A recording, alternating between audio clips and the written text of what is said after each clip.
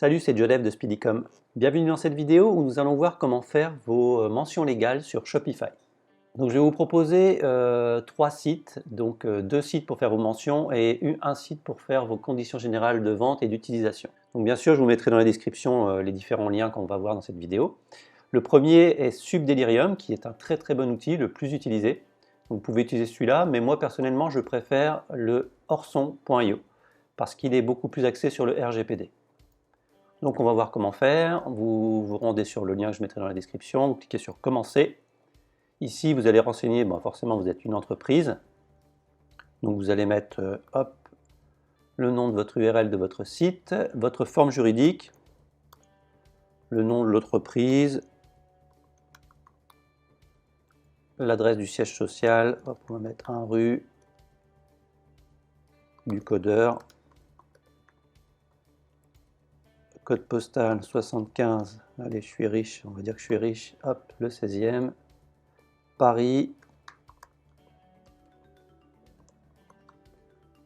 capital social, hop, bien sûr c'est des données fictives, hein. Numéro de TVA, hop, on va mettre n'importe quoi, et vous cliquez sur suivant. Donc on va mettre le nom du webmaster, Joe, joedev@gmail.com,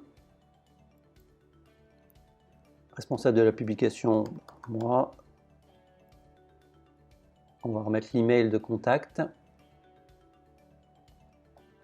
nom du représentant légal de l'entreprise, hop, on va remettre Joe, donc là vous mettez votre vrai nom, hein, bien sûr. Là, il va falloir trouver la ville du tribunal de compétence en cas de litige. Donc là, vous vous renseignez par rapport à votre ville. Je vais mettre Paris. Hop. On clique sur suivant. Vous allez identifier votre hébergeur. Donc, vous pouvez par exemple mettre OVH. Voilà. Si vous n'avez pas OVH, vous avez autre chose. Si vous avez autre chose, vous allez renseigner les informations. Vous cliquez sur suivant.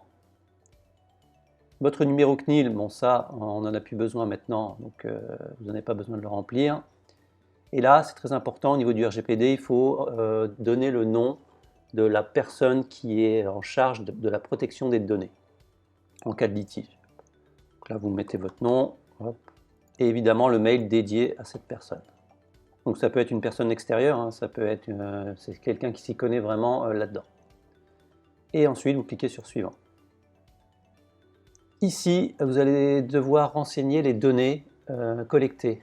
Donc généralement, c'est le nom, le prénom, l'adresse postale. Donc c'est bien ça.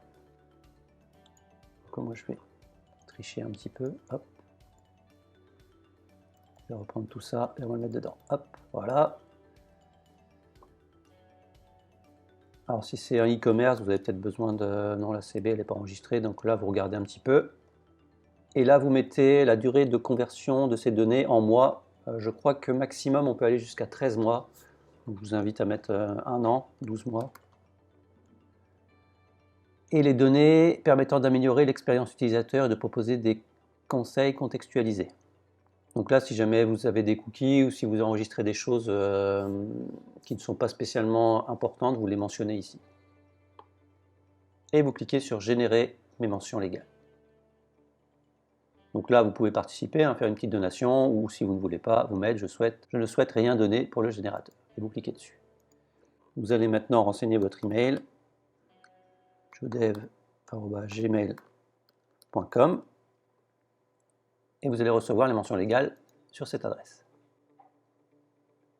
Donc là, vous cliquez sur « Copier mes mentions légales ».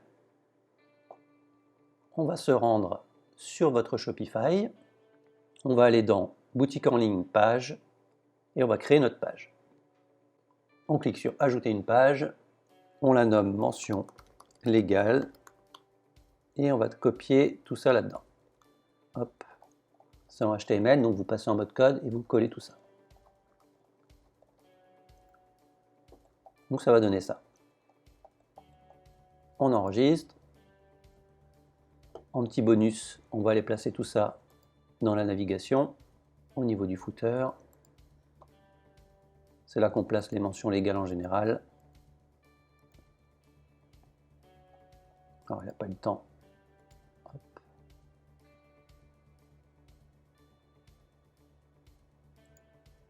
pages, elles sont là, et on ajoute. On enregistre le menu, on revient sur le site, et on peut constater qu'on a bien notre page ici qui mène vers les mentions légales. Donc là, vous êtes OK.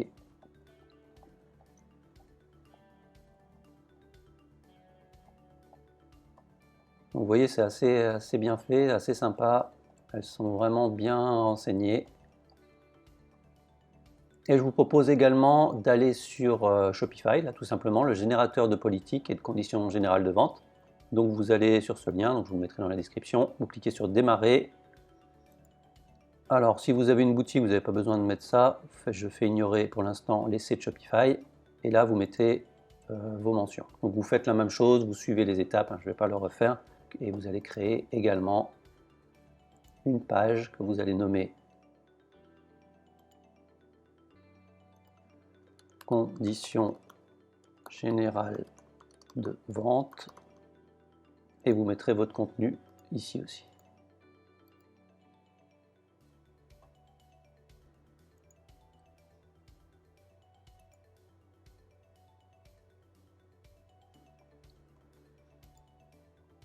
On clique sur ajouter un élément de menu, une page, et on met nos mentions, conditions générales, pardon, de vente ici.